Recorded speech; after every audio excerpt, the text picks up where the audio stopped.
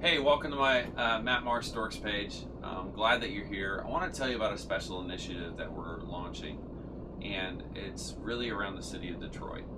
Growing up in Canada, the cable affiliate that we watched was all Detroit news stations, and it was always kind of jarring knowing that Detroit was where Motown was and it was where the automobile industry was, and so there's all this hope and promise, and at the same time there was always so much crime and so much poverty, and eventually that stuff got the better of Detroit. When the car industry collapsed, and those companies moved out. Detroit now is like a third world city in a first world country.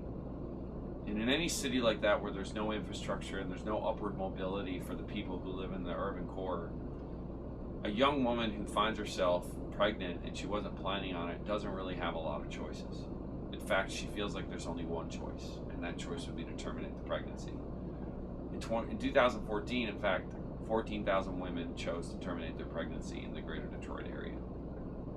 I believe that God has a heart for all of these women and the children, and I believe that He loves those women. I think He has a plan for those women's lives, even though they decided to do that. But I think that God actually wants to work through women's pregnancy centers around the country to help young women find the courage and the love and the faith to carry their pregnancy through to term.